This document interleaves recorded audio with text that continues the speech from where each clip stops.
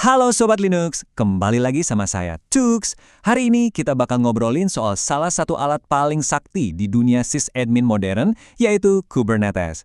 Kita nggak cuma bakal kenalan, tapi kita akan bongkar tuntas cara kerjanya, biar kalian semua benar-benar ngerti kenapa teknologi ini jadi primadona. Oke, kita mulai dari masalahnya dulu ya. Buat Sobat Linux yang udah mainan kontainer, pasti setuju kalau kontainer itu efisien banget. Tapi, pernah nggak sih ngerasa pusing waktu kontainernya jadi puluhan, ratusan, atau bahkan ribuan? Ngurusin satu-satu secara manual? Wah, bisa kacau balau. Deploy, scaling, networking, semuanya jadi PR besar. Nah, disinilah kita butuh seorang maestro. Biar gampang ngertinya, lupain dulu deh soal terminal dan kode-kodean. Coba bayangin, Sobat Linux sekarang bukan sysadmin, tapi seorang konduktor orkestra. Dan semua aplikasi kontainer kalian itu adalah para musisinya. Tugas kalian, pastiin semua musisi main bareng dengan harmonis, nggak ada yang salah nada, dan pertunjukannya berjalan mulus. Nah, Kubernetes itu, ya itulah dia, sang konduktor digital untuk aplikasi kita. Oke, biar kita paham cara kerja si konduktor ini, yuk kita lihat dulu tata panggung orkestranya. Mari kita bedah arsitektur Kubernetes. Gampangnya gini, arsitektur Kubernetes itu ada dua bagian utama. Pertama, ada yang namanya control plane, atau dulu sering disebut master node. Anggap aja ini podiumnya si konduktor, tempat semua keputusan dibuat. Lalu, yang kedua, ada worker nodes. Nah, ini adalah para musisinya. Mereka yang ada di panggung dan beneran memainkan instrumen sesuai arahan dari control plane. Yuk kita intip ruang kerja si konduktor, yaitu control plane. Disinilah otaknya berada. Ada beberapa komponen penting. Kube AP Server ini kayak resepsionisnya. Semua perintah harus lewat dia dulu. Terus ada etcd. Ini bukan sekedar database, tapi ini adalah buku partitur utama orkestra, sumber kebenaran tunggal. Lalu ada Kube Scheduler, si asisten pintar yang tugasnya nentuin. Oke, musisi ini paling pas duduk di kursi sebelah sama. Dan terakhir, Kube Controller Manager. Ini kayak pengawas yang non-stop patroli. Ngecek terus, jumlah pemain biola udah pas belum? Kok ada yang kurang? Oke, saya panggil penggantinya. Nah, sekarang kita pindah ke panggung utama, ke para musisinya, yaitu worker nodes. Merekalah yang kerja keras ngejalanin aplikasi kita. Di setiap worker node, ada dua agen penting. Pertama, kubelet. Anggap aja ini mandor di setiap barisan kursi. Dia yang nerima perintah dari konduktor dan mastiin para musisi di bawah pengawasannya main dengan benar. Kedua, ada kube proxy, si pengatur lalu lintas. Dia yang mastiin catatan atau pesan dari satu musisi bisa sampai ke musisi lain, nggak peduli mereka duduk di mana. Oke, panggungnya udah, arsitekturnya udah jelas. Sekarang ayo kita kenalan lebih dekat sama para musisinya sendiri, yaitu aplikasi-aplikasi kita. Nah, ini konsep yang penting banget di Kubernetes. Unit terkecil yang kita kelola itu bukan kontainer, tapi pod. Anggap aja pod ini adalah satu kursi di panggung orkestra. Satu kursi ini bisa diduduki satu musisi alias satu kontainer. Atau bisa juga diduduki beberapa musisi yang harus kerja bareng. Misalnya mereka butuh baca satu partitur yang sama, nah makanya mereka duduk bareng dalam satu pod biar gampang berbagi sumber daya. Tapi ada satu sifat penting dari pod. Mereka itu umurnya pendek, atau istilah kerennya ephemeral. Artinya pod bisa sakit atau mati kapan aja, dan dia nggak akan hidup lagi sendirian. Nah, karena itulah kita sebagai sysadmin hampir nggak pernah bikin pod satu persatu secara manual. Capek sob, kalau mati ya udah hilang. Makanya buat ngatasin ini, kita butuh manajernya, yaitu si controller. Jadi coba kita lihat hierarkinya ya. Paling dasar kita punya kontainer, si musisinya. Kontainer ini duduk di dalam sebuah pod, kursinya. Biar kursinya nggak pernah kosong, kita punya replika set, yang tugasnya cuma satu. Pokoknya harus ada 3 kursi terisi, nggak boleh kurang, nggak boleh lebih. Nah, di atas itu semua ada bosnya, yaitu deployment. Dia yang ngatur si replika set, dan yang paling keren, dia yang ngurusin update dan rollback. Nah, deployment ini bakal jadi sahabat karib kalian, Sobat Linux. Dia ini kayak ketua seksi di orkestra. Misalnya ketua seksi violin. Dia yang mastiin, oke, kita butuh 3 pemain violin. Harus selalu ada 3.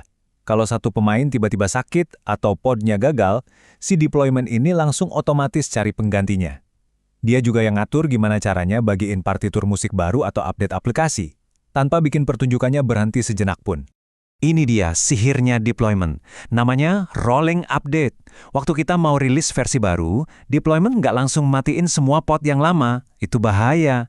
Sebaliknya dia pinter, dia bikin dulu replika set baru, terus satu persatu dia ciptain pod baru dengan versi baru sambil pelan-pelan matiin pod yang lama. Proses ini jalan terus sampai semua pod udah pakai versi terbaru. Hasilnya, aplikasi kita nggak ada matinya, zero downtime. Pertunjukan jalan terus, penonton nggak sadar kita lagi ganti pemain. Oke, musisinya udah jago, bisa gantiin diri sendiri kalau ada yang sakit. Keren. Tapi, gimana caranya mereka saling ngobrol? Gimana biola bisa nyamain nada sama cello? Nah, saatnya kita bahas soal komunikasi antar musisi, alias networking. Ini dia masalah klasiknya. Tadi kita bilang pod itu umurnya pendek kan? Nah, setiap kali ada pod baru yang lahir, alamat IP-nya juga garu. Bayangin aja, kamu mau nelpon temen tapi nomor HP-nya ganti tiap 5 menit. Pusing kan? Gimana cara ngobrolnya secara konsisten? Jawabannya, tada, adalah service. Service ini kayak operator telepon internal buat orkestra kita. Aplikasi lain nggak perlu pusing-pusing hafalin alamat IP tiap pod yang gonta-ganti. Mereka cukup tahu satu nomor telepon, yaitu nomornya si service. Nanti, service yang pinter ini bakal nyambungin panggilan ke pod manapun yang lagi sehat dan siap menerima. Nomor si service ini stabil, nggak pernah berubah. Oke, itu tadi buat ngobrol di dalam orkestra. Terus, gimana caranya penonton dari luar, dari internet, bisa masuk? Nah, kita butuh pintu gerbang utama. Itulah gunanya Ingress. Anggap aja Ingress ini loket tiket, sekaligus penjaga pintu gedung konser. Dia yang lihat permintaan dari luar. Oh, kamu mau ke servis A, lewat pintu sini ya. Oh, kamu mau ke servis B, lewat pintu sebelah sana. Dia yang ngatur rutanya. Sip, orkestra kita udah lengkap, bisa main, bisa ngobrol. Tapi tunggu dulu, gimana kalau musisinya butuh nyimpen partitur musik yang super penting yang nggak boleh hilang sama sekali? Misalnya, aplikasi database? Nah, ini dia bagian krusial lainnya, storage atau penyimpanan. Penting banget nih buat bedain dua tipe penyimpanan. Ada yang sementara, anggap aja kayak kertas coret-coretan musisi. Begitu konsernya selesai, kertasnya dibuang. Kalau potnya mati, datanya ya wassalam. Tapi ada juga penyimpanan tetap atau persisten.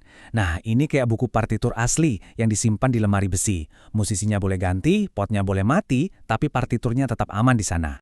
Nah, gimana cara kita nyediain lemari besi tadi? Pakai yang namanya persistent volume atau PV.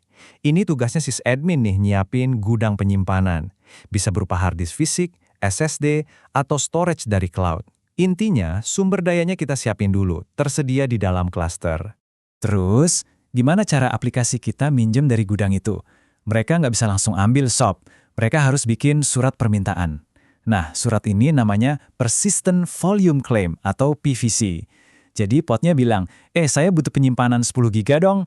Permintaan ini dibikin dalam bentuk PVC. Nanti Kubernetes yang akan cariin PV yang cocok di gudang dan mengikatnya untuk pot tersebut. Simpel kan? Wih, mantap! Kita udah ngelewatin semua bagian penting dari orkestra Kubernetes. Dari arsitektur, para musisi, cara mereka ngobrol, sampai cara nyimpen data. Sekarang, Sobat Linux udah punya gambaran lengkapnya nih.